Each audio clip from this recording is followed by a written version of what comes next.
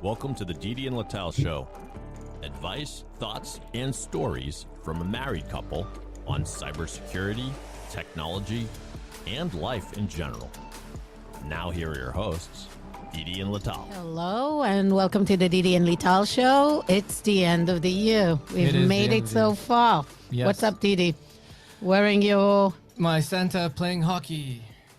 Yay. Yes. I have a new ugly sweater for Christmas. Yeah, the green colors blend with a green screen, so you look like part of you is invisible. One of the important things to know when you're on stage, as a hint, you can talk about everything honestly, but don't point towards the hole in your sock. You can skip the hole in your sock. Now, if you wouldn't have said that, nobody would have noticed. Now they do, because Exactly. we have a great production here, and Yes, we we pay do. attention for the details. You pay attention to details. I blah, blah, blah, everything. What's up? So, as everybody follows, even though the Chiefs sucked to levels that is unbelievable, had drops and picks and everything, they still beat the Patriots. Mac Jones, I think, is done in New England. I think Bill is done in New England. And the Bruins are back to being normal, like losing games at the tail end, letting in goals in the last minute. What we had expected them. So basically, last year is washing out. So we wanted to do an episode that will summarize one of the most terrible years ever.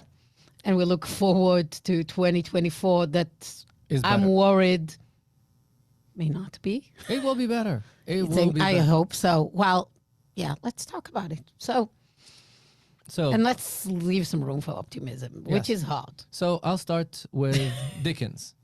Why Dickens? Because A Tale of Two Cities starts with, it was the best of times, it was the worst of times. And it makes fun of the kings of England and France and their stupidity. And I think this is a good time to say that this year is exactly an example of this is the best of times and this is the worst of times. Personally, at least, my year was a year of accomplishment. The fact that we got vindication, and it's very, very clear that this year is going to be the year of identity, I think is a very clear indication that the 2 years Matt and I spent in ORT building what we built is impactful and meaningful. We saw a company called Spera just being bought by Okta, which was the Right. second company in That our acquires in your space in our- after Cisco bought your company. Exactly. So basically, Okta got, I don't want to say the sloppy seconds, but the sloppy seconds. So basically, it's kind of indication that the path that we started on is the right path. And also, it's very, very clear after the MGM breach and a few other incidents that Identity is the perimeter that attacks go through. Exactly. Yeah. And I think we've heard this now with a lot of the XDR companies. They're coming in and saying, yeah, but we also do identity. And they used to start by saying, yeah, identity doesn't matter and identity is somebody else's problem. Well, I don't know if they said it, but maybe they focused on other things. They focused- that was the main claim. The main claim was always on endpoint, endpoint, and endpoint. Endpoint was the thing, for a long Yes. time. Yes. Now identity is basically the new king. And that's good because I've been saying this from the top of from the rooftops for a couple of years. So we got good vindication, and I hope we're going to build. And I see a path in which I'm going to toot a little bit of our own horn. And I think we're going to build something really awesome in the next year or so, in which enforcement of access is going to be a lot more prevalent and better. So that's kind of my professional year in terms of gratification. In terms of personal, I think October 7th crushed my soul. Everyone's souls. Not everybody's souls. I'm assuming that some people kind of... On the other side, that celebrate, but yes. No. There's a lot of people that couldn't care less. But for me, I don't think my life will ever be the same. I have a cloud of sadness over me, and it's not going away, and it impacts every part of my life. and it has not become any better in any way, shape, or form. I'm continuously depressed, and it's stressful in so many ways. I feel like I feel like when I go through my days, I'm walking through mud. So great success, great failure. Also, I am seeing that a lot of things that I truly believed in are kind of falling apart. And this is the concept of the liberal state and the fact that we're going further and further apart. This year made it very, very clear. If you think about when we started our podcast number 5, we had Dimitri. And Dimitri came in and talked about Ukraine. Yes. And we're now at episode 6 million. And Maybe 60. Well, we producer Dave. We've been doing it for over a year now. Yes. I believe we're at 56 or Good. so. So a little bit over a year. I think we started around Thanksgiving last year. Yes. Yeah. And still things are the same, if not worse, in the Ukraine. Yeah, exactly. The war is not about to end, and it's going to be worse because we're not going to support them anymore. It doesn't seems matter like. on the politics, Yeah. but people don't care. People were No. really, really focused, and you can see this also with our little part of the politics of the world. You can see that there are people screaming somewhere in the background, but Trump in Colorado basically made everybody care about one thing right now, and that's Trump in Colorado. So, best of times. It's life. Best of times, worst of times. I do look at the technology landscape, and I'm seeing so many companies coming out of stealth. Yeah, we'll talk in a second about next year, and I have a lot to say. I want to echo when, like, the look back. I so much like you feel the same. So, like, on the personal, achievements, things that happen to me personally, so many good things this year and so many things to be grateful about. And, joining Tick Security, being acquired so fast, this whole market that is booming and really interesting, like similar to identity, data is a very interesting space. I mean, even at Hunters dealing with data from the other side. So many good and interesting things that happened this year. That there is just, on a personal level, on growth level, doing that and getting so much feedback from people listening to us and appreciate what we do and coming and being on a podcast. It is fulfilling, and there is a lot of greatness. And then comes this, as you said, I don't think any of us will be the same after what happened on October 7th. I also like trying to go through my daily lives, and it's just a big cloud sitting. Nights are not back. I cannot sleep. My sleep, I guess I was exposed to too many stories, and it's this Doom scrolling again. maybe, and it's just worrisome. It's just worrisome about where we're heading. And as you said, a lot of other trends that go on at the same time makes me really, really worried. But maybe I don't want to get us into this Zoom, this is terrible, negative. This is the part where everybody needs to know, and you need to come out and say, "Hey, everybody, I am a doom scroller. Lital is a horrible, horrible, horrible doom scroller." Yeah, and it's not healthy so maybe I do a detox for end of year, and maybe we're going to California for a week.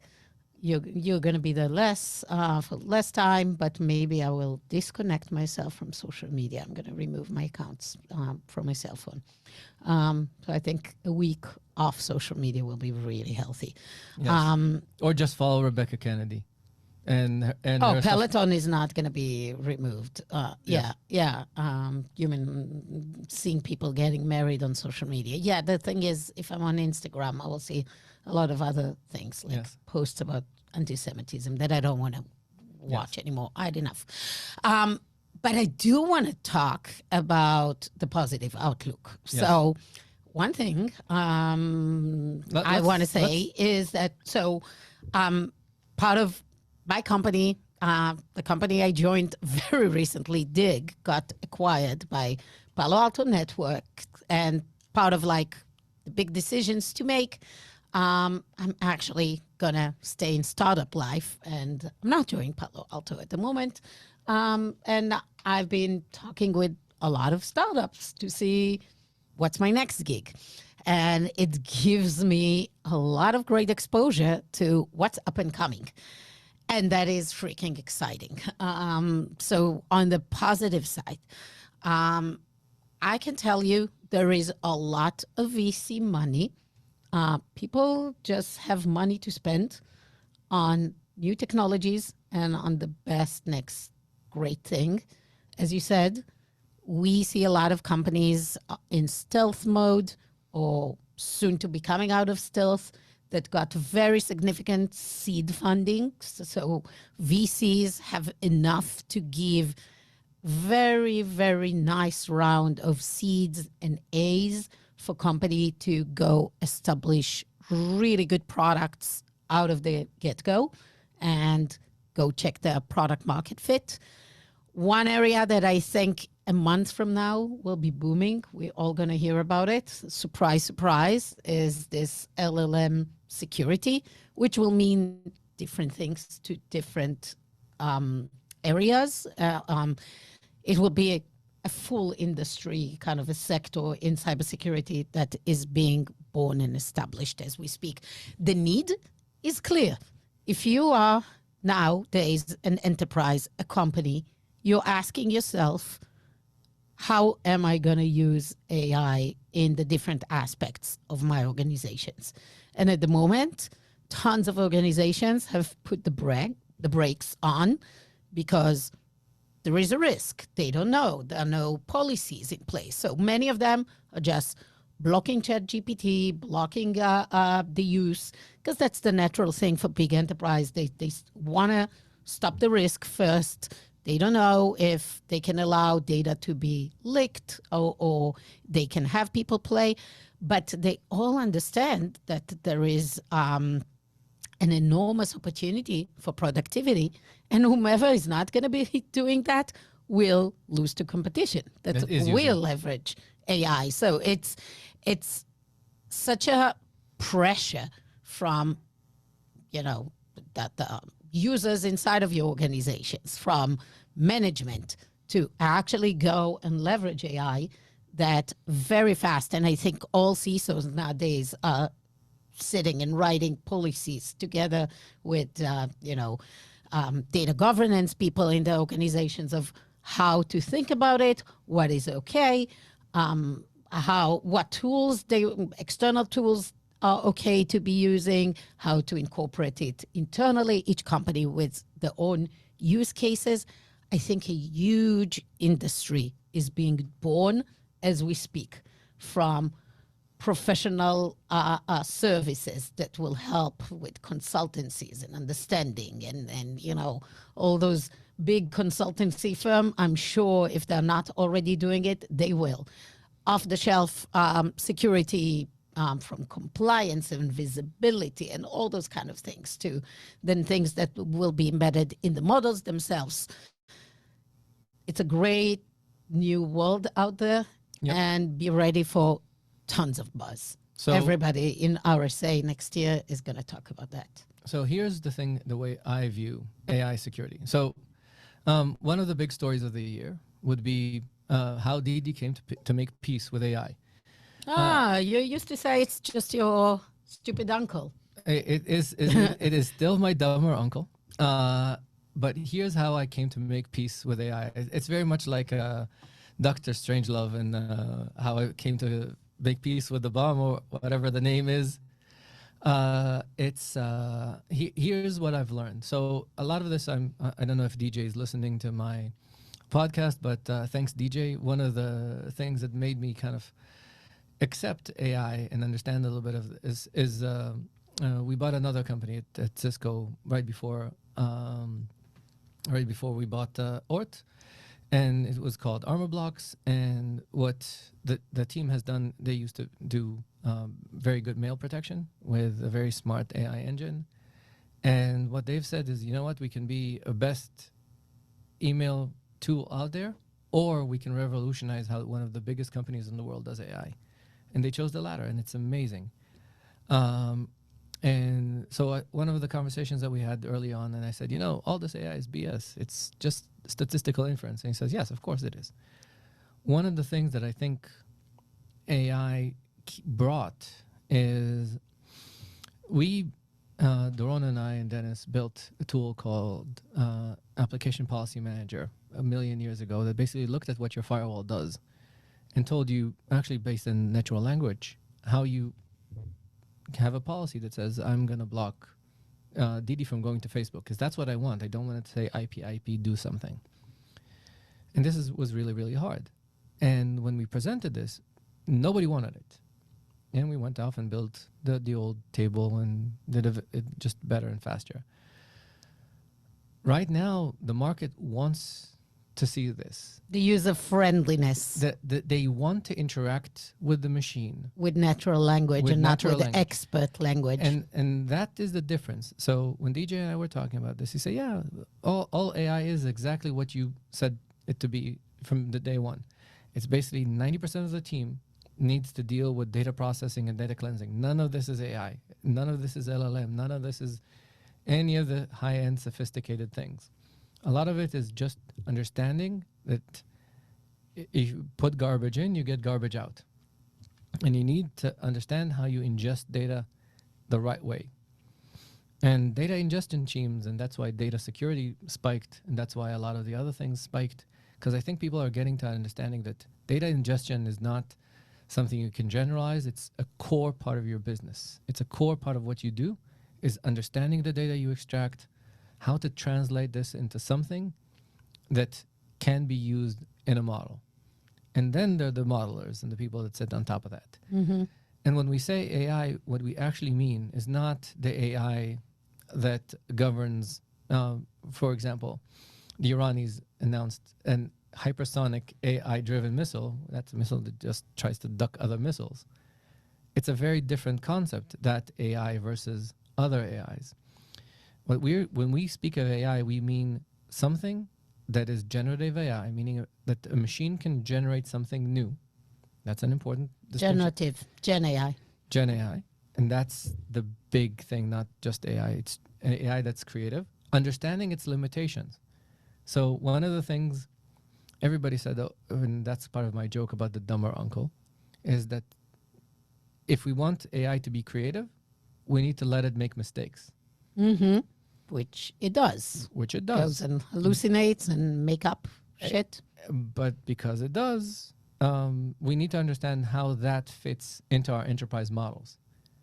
And because of the other part is to make this happen, you need to bring all the data into a place where you need to decide, do you want to feed it to external models? That's data loss prevention. You need to think. Incorporating your own in-house models, which could be by tools that you bring home? on-premise, home, on cloud. Exactly, and that limits the growth of the model. Of course, because how much data you have versus everyone else. If you want, to learn from sales data, do you want just the sales of your own corporation, or do you want the data that Salesforce has from all its tenants? Yes, and now you need to understand, do you have basically data security problems? So we have DLP and we have data. Either you concentrate all the data in the big data warehouse, and now you better know how to secure it and who accesses it. Yeah, and that's the thing, again, who access it. Somebody will start asking the LLM model questions, and he will retrieve answers. Yes. And does the person that is getting this information allow to see that? So you have the provisioning now, And identity, permissioning. all this, because the model will generate all kind of things. Exactly. So that's the other part, identity and its linkage to AI. And all this stuff came to fruition in 2023. And that's Yes, and that's the why year of and that's why this Gen AI. it's not just the year of Gen AI. It's the year that you need to understand that AI and identity go hand in hand, because otherwise my key question would be, what can Didi do? And when always bring it to identity. Because everything is identity. Everything is data. Everything is Okay. data, and everything is identity. Yeah. So yeah. we're It's the mix. That's security. At the end of the day, that's what it is. The data you will feed in, what the model will create, how the model will be built, and then who access it. yes. So a whole new brave world that's now, that's Gen AI security. Yes. Ready to go. Tons of innovation. It's And coming up. And the same thing is happening with privilege access, because people now understand that there's more data available. So you better know how you deal with privileged access. If before this, the CyberArks of the world, all it did was protect root access from specific machines, now there's different kinds of privilege, and privilege is impactful. And that was a conversation that came up a lot in Identiverse over the summer, and it's definitely coming up more now towards the end of the year. The other big thing that happened, speaking of identity and innovation in identity, is the fact that passkeys became basically prevalent everywhere. True. Before this year, Google, Apple, right now, everybody basically... Every app is basically Right. using passkeys. Everybody. If it wasn't for this podcast, I wouldn't have noticed. But because of that and all those discussions we had about it, I can see the plethora of apps using it. Exactly. And it's becoming now the standard of identification. Yep. And that paves the way for a lot of other innovations. So we discussed passkeys, which is important, our little acquisitions. We discussed the me coming to terms with AI and the impact of AI. We discussed... You will end up having a company that will build something around that. I see it in the future. So Once by the way, finish your... by the way, me believing in something and me making money out of something... it takes a while. no, you no, have no, 4 no. years to Yeah, sit at Cisco. No, but regardless, I have no scruples. I have no morals. I will make money selling, everything to anybody. If somebody wants to buy it, I'll build it and sell it. Also, one of the things that is important, I think I haven't said this year. I've said it last year. The thing that is most profitable to sell is the most boring shit that nobody wants to do. So the more boring That's shit, always true. exactly. So There is another area that I think is growing, and it's part of this Gen AI kind of emerging application security. Will be a very, very hot topic in 2024 and going forward. With you will add a lot of pieces of code that were not created by human beings. You will use all these tools, and you will need to have safe ways of incorporating them into software. Not to talk about the compliance and what. So all this kind of visibility, orchestration, observability of all those things. I think there is another brave new world that is coming up soon. yes. Because if you take pieces from whatever Gen AI machine that creates code for you, you need to know, is it vulnerable? What does it have? And you're smiling because I said vulnerable. And now you need to say Kubernetes, and I'll be very happy. Leave it aside. The joke is that Didi says that with my Israeli accent, I cannot say this word. So You can we'll say refrain from you this. can say Kubernetes, you can say vulnerability, and there's a couple of others. But I enjoy this.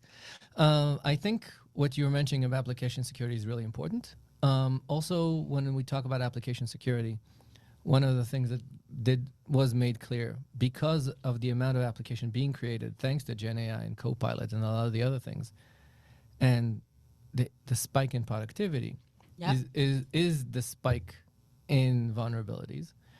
And because the Think world, about the supply chain opportunity here. If you create a vulnerable piece of code that will be implemented in millions of applications, ta-da, like you have the next gen Yeah. SolarWinds. Log4j. Yeah, exactly. So And one of the more interesting part of this is the MGM incident and Okta getting popped a couple of times and Microsoft getting popped and the only person saying anything about it is Amit. So there was also something became very clear. If the year of 2023 was the year of connectivity, we basically, because of things like those capable tools like passkeys and improvements in OIDC and other protocols, it made applications more available. But one of the basic things that we've built as we built a lot of these applications is we also built an ability to not kill sessions or sessions. It was the application's responsibility to kill the sessions. So Microsoft is now releasing something because everybody discovered that they have a little bit of a problem of key revocation. So if I create a session in Slack or in Microsoft Office, it could be that this session, I need to hope that Office or Slack will come back to Okta and ask them, is this token still valid? And to kill a session in a lot of those things basically takes like forever. And a lot of the breaches this year basically highlighted this. I think people will be a lot more requiring of continuous authentication and a lot more requiring of a path in which I can kill your session for real. So if you leave Dig Security, I need to have a button that kills your Slack like now, not 3 days later, which is the amount of time that Slack, if somebody is not nice and decides not to delete their Slack stays there like forever until the users are actually deleted out of the system. So something that actually can kill the session, really kill the session. And I think this is where an amalgam of network and identity will come together. Sounds like also some response capabilities, Yes. like that. There is also new generation of incident response tool, mitigation tools for cloud and identity. So there is. I've been meeting with some companies that think about those kind of things, like those kind of risks and what you do. What else? What's new? Interesting things that are coming up. Before new and interesting, I want to take a look and I still want to deal with the retrospect in terms of big stories of 2023. Yeah. So one of personal note, and this is a good sign of how, or bad sign of how trivialities kind of stopped affecting me. I completely forgot to mention the big collapse of the Bruins after the best season of all times. Well, what do you mean? We talked about it for like episodes and episodes. Yes, but this is one of the biggest We're stories. already in the next season. Yes, and I'm still in pain, physical pain. It's just so bad. It was just so bad. Okay. So You got yourself the space for that. What else? What else? We covered Bill. We covered the Celtics. Oh, we have exciting news. We're getting a new home. After me, talking about Yes. looking around and wanting to get a new home, we're actually getting a new home On the river. on the river. We'll be able to go and pedalboard from our backyard. Yes. If you want to come paddleboarding with us, come ping me, us. Ping us. We will have a paddleboard ready for you. So coming this spring, we'll have a waterfront location. Hopefully. Yes. I mean, Hopefully. yes. I'm just thinking of the amount of junk in the house that we need to throw away. If you I'm need, just thinking of the pain of paperwork, of Oh, yes. closing and stuff. Yes, That's another thing. So yeah, that's very positive news that we have. What else? What else? In terms of the year itself and think. Oh yes, the Celtics got rid of Marcus Smart. Crypto collapsed. Crypto collapsed. Yes, That's good. Yes. Like a lot of her warm went out. I think now it's basically just the criminals are still there, which is fine. and don't forget terrorists. See, Yes, criminals, terrorists. Yeah. yes. So crypto, the air came out of crypto. Yeah. What else do we have? And the criminals are in jail No. for the crypto thing. Oh, the criminals are in jail for crypto, but the criminals are not in jail in general. This is definitely the year of decriminalization of crime. Yeah. That's a So lot. yes, It's going to be an election year. it's gonna It's be. going to be a mess. No, it's gonna be awesome. The world is gonna be I the am- most craziest place next No, year. I'm getting a red hair wig. What are you talking about? I'm gonna do my best Trump impressions. Who knows? Maybe the Supreme Court will take him off the ballot. Not gonna happen. It's not gonna happen. Not gonna happen. Not gonna happen. I'm not looking forward for 2024. By the way, the cancellation of Roe versus Wade, was this year or last year? I don't know. It's been a while. Yes. But the impact is definitely felt. The impact is definitely felt this year. So I think the impact of the cancellation of Roe versus Wade, and I think it was less impactful than I people think thought. it was sometimes last summer, maybe. But I think the impact of it is felt on one hand, but less impactful than people suspected. Why don't you? You're saying it because you're No, in a no. I'm looking blue at. state. No, I think for women in Texas, they feel it. But on the other hand, Ohio came back and did something with that. So I think It's a big ticket for the Democrats to try to win the election. Pardon me, that producer note, that was in the summer of 2022. So, Okay. Yeah. nevertheless. Nevertheless, it was definitely a year that a lot of the discussions were around this. Yeah. Yeah. What else? What other big? I think your waking up from NPR and the Daily. You used to be a huge fan, and you're less of a fan. Yeah. Itbakachti in Itbakachti. Hebrew. Waking up. Yeah. I mean, I think I realized that I'm more of a central lefty. No. And maybe you're coming to, not that. you're coming to the right side. You're coming to I'm the right. coming to the right side. It's You're not a warm and cozy home for sure. So I don't have a political home at the moment. I'm in exploration mode. It's like I'm looking for a job, I'm looking for a party, and it's rough. I think you need to look for a truck. I think found that my heart is very nicely here in the right with people that drive F-150s. I think it's If it's electrical, I will think about it. cool. Cool. Elon. No. Elon is at the no. I'm not Camp Elon. That's Not Camp Elon. the guy is nuts. And he did crash a company. I know that happened a year before, but he definitely destroyed Twitter this year. Oh yeah, I mean it's an ongoing It's an ongoing endeavor of him Yes, to it's just kill it. It's just enjoying how to see this. But after October 7th, I'm back on this platform. I'm not posting anything, but I am reading shit there That's because you're doom scrolling. I'm a doom scroller. Yeah, you see the crazy stuff that you don't see elsewhere. I don't want to see other stuff. You do. I downloaded Telegram. Oh, There is a worse place on earth. OMG. I discovered Telegram. That is a crazy shit rabbit hole. I think at this point, Highly not recommended. I'm deleting it during my detox. I think this is the time to pause. Can I keep LinkedIn? Yes, we need to. This is how we get jobs. I need to get a job. Exactly. Yes. And I will build a website. And we now, by the way, our company, our podcast is incorporated. Yeah, we said it before. Yes, yeah, but yeah. this is this is a story of a year, and we need to make sure that we. Yes.